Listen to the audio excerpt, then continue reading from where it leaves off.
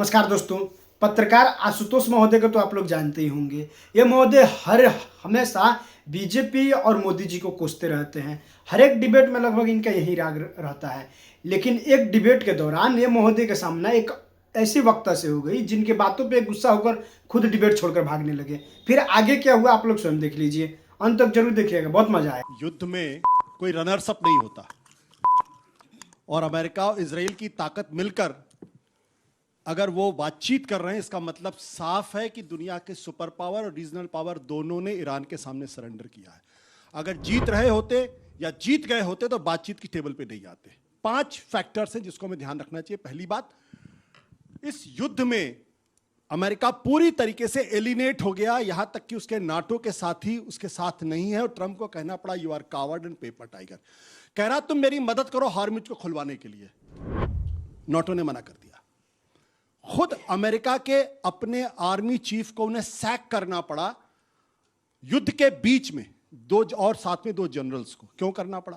उनके जो anti terrorism centre के जो चीफ है उसने इस्तीफा दिया। उसने कहा कि यह लड़ाई अमेरिका ने ईरान के ऊपर थोपी, ईरान ने अमेरिका के ऊपर नहीं थोपी है। उनका वाइस प्रेसिडेंट वो इस युद्ध के साथ नहीं है। यह हालत हो गई थी ट्रंप की इस युद्ध के दौरान। अमेरिका के सेकेंड वर्ल्ड वॉर के बाद जो अप्रूवल रेटिंग है, किसी भी प्रेसिडेंट की इतनी बुरी अप्रूवल रेटिंग कभी नहीं थी। और चर्चा इस वक्त यह चल रही है कि अगले मिड टर्म इलेक्शंस में रिपब्लिकन्स पूरी तरीके से हार सकते हैं। और पिछले जो बैटल ग्राउंड स्टेट है और रिपब्लिकन स्टेट्स है, वहां 29 बाई इलेक्शंस में वो 29 के 29 से हार चुके हैं। यानी पॉलिटिकली इनको लगा कि मेरा सुसाइड हो जाएगा। इसके साथ साथ ऑयल का जो क्राइसिस क्रिएट हुई है पूरी दुनिया में, उसने इनको मजबूर कर दिया सरेंडर करने के लिए। और खुद अमेरिका के अंदर 34% बढ़ा और पर बैरल जो है पर गैलन $4 हो गया। यह स्थिति पैदा हुई आर्थिक रहो। और आखिरी बात है, जिन मिडिल ईस्ट के भरोसे पर आप खड़े हुए थे, उन्होंने कहा कि अगर अमेरिका हमको सिक्योरिटी प्रोवाइड नहीं कर सकता है तो आप यहां किस लिए हैं। और हो सकता है आने वाले समय में उनको कह दिया जाए थैंक यू ट्रम्प जी। समय समाप्त हुआ। जबरदस्त, बहुत अच्छा। मिडिल ऑर्डर ने बारी इधर से संभाली है।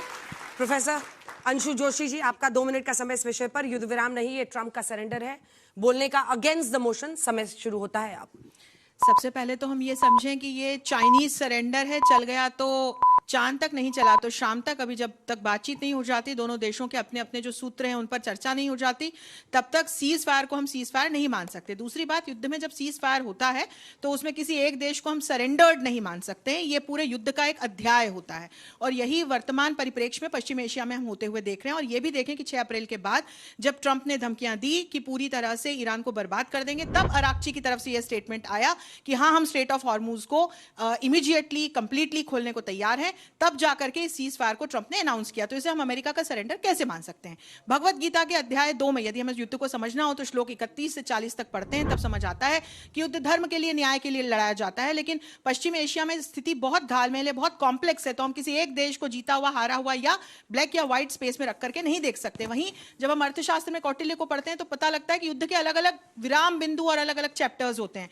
तो ट्रंप ने किया यह है कि एक टैक्टिकल पॉज लिया है, he is buying out the time. और इसके साथ साथ वो करना ये चाह रहे हैं कि स्ट्रेट ऑफ हॉर्मुज को कंट्रोल करते हुए फिर जो रिजीम चेंज कराने को लेकर के इस युद्ध को शुरू किया था, उस उद्देश्य में सफलता प्राप्त कर सके। पार्शियली उन्हें मिल चुकी है, क्योंकि खामेनेई को पहले ही दिन अटैक में एलिमिनेट करा दिया गया, जो अमेरिका की बहुत बड़ी जीत है। इसके अलावा आप देखें, ईरान की सारी न्यूक्लियर साइट्स तबाह हो चुकी हैं, इंफ्रास्ट्रक्चरल साइट्स तबाह हो चुकी हैं, हजारों की संख्या में वहां पर लोग मारे गए हैं। जिस तरह की तबाही मची है, तो ऑल इन ऑल कोनारक आप नेवल बेस को देखें, वो पूरी तरह से अमेरिका ने तबाह कर दिया है। तो ऑल इन ऑल जब आप देखते हैं तो ईरान का सबसे ज्यादा विनाश हुआ है। जो कॉस्ट बेयर कर रहा है वो ईरान कर रहा है। और इजराइल ने अभी तक लेबनान पर हमले रोके नहीं हैं। तो हम ये भी मान के चले कि जो हम इजराइल और अमेरिका को एक साथ पैरेलली देख रहे हैं, ये कुछ ना कुछ सोच करके दोनों देश इस तरह से एक गुड कॉप एक बैड कॉप वाली सिचुएशन में गेम खेल रहे हैं। तो सीज फायर की टेबल पर, डिप्लोमेटिक टेबल पर जब तक बातचीत नहीं हो जाती, तब तक और बिंदु सामने नहीं आ जाते, और तब भी हम ये बिल्कुल नहीं मान सकते कि अमेरिका ने सरेंडर किया है। ये समय समाप्त हुआ। वाह, मिडिल ऑर्डर ने भी जबरदस्त पारी खेली है। कोई सवाल आप दोनों का? कोई सवाल? जल कुलकर्णी इनके लिए कि जैसे पहले वाले वक्ता ने भी कहा कि मध्यस्थता जो के बारे में बात की कि पाकिस्तान ने मध्यस्थता की। पाकिस्तान ने मध्यस्थता तो नहीं की, वो कबूतर होता है ना जो चिट्ठी दे करके आता है और वापस लाता है, वो बात की पाकिस्तान ने। तो मध्यस्थता अलग चीज होती है और सिर्फ चिट्ठी देनी और वहां से क्या जवाब लाना वो बात अलग होती है। तो ये बहुत ही जरूरी है। कट कॉपी पेस्ट मध्यस्थता हम कह सकते हैं, पाकिस्तान की कट कॉपी पेस्ट मध्यस्थता हम कह सकते हैं। हम सभी ने पाकिस्तान के प्रधानमंत्री का ट्वीट पर वो संदेश पढ़ा था जो एज इट इज ड्राफ्ट को पेस्ट कर दिया गया था। मुझे लगता है कि हम पाकिस्तान को एक ऐसी पूर्वाग्रह की नजर से देखते हैं कि सच्चाई भी हमसे देखी नहीं जाती, और चूंकि पिछले 10-12 सालों जिस तरीके से इस देश का मानस बनाने की कोशिश की गई है उसमें हम एक खास नजरिए से देखते हैं। हम अपनी खिसियाहट को जो है वो दूसरे को ऊपर कोशिश करते हैं। आज की तारीख में हकीकत यह कि पाकिस्तान पूरी बातचीत का पिवट है।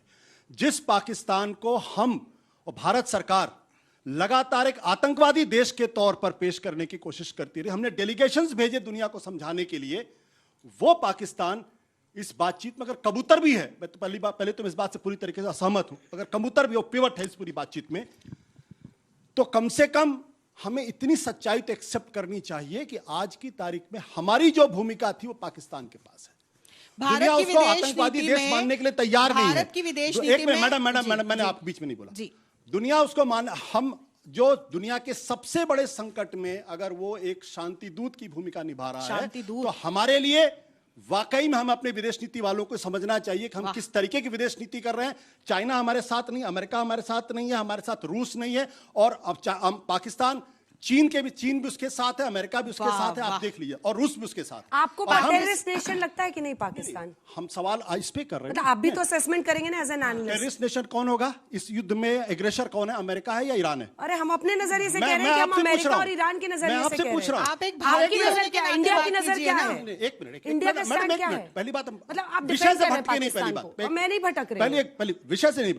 जब पाकिस्तान के बारे में वो टेररिस्ट स्टेट है, रोग स्टेट है, सबको मालूम है। विषय से आप भटक रहे हैं। मैडम एक मिनट प्लीज, आप पाकिस्तान, मैडम एक मिनट प्लीज। मैं जानता हूं मैं अनपॉपुलर बात कह रहा हूं यहाँ पे, मैं जानता हूं मैं पॉलिटिकली इनकरेक्ट बात कह रहा हूं, बट हकीकत ये है कि चीन भी पाकिस्तान से बात कर रहा है, ओमान उससे बात कर रहा है, तुर्की उससे बात कर रहा है, इजिप्ट उससे बात कर रहा है। भारत से बात क्यों नहीं कर रहा? मैं सवाल पूछता हूं।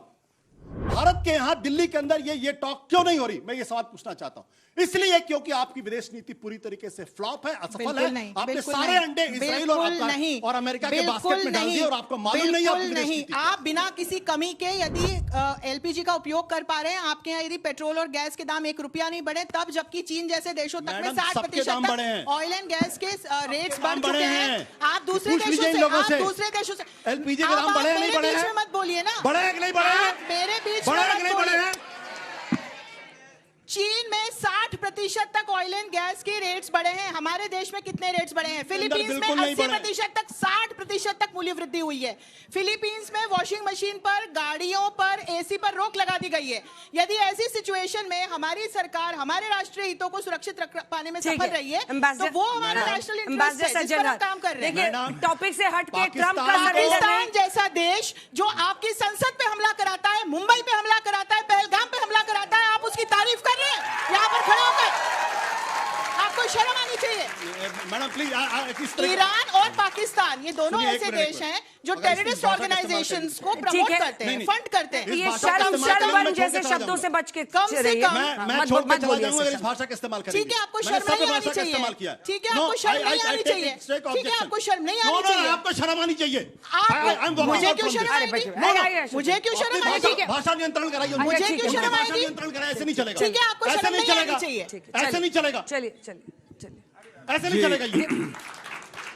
एम्बेसडर जी, ताली किस चीज में बचाई तुम लोगों ने?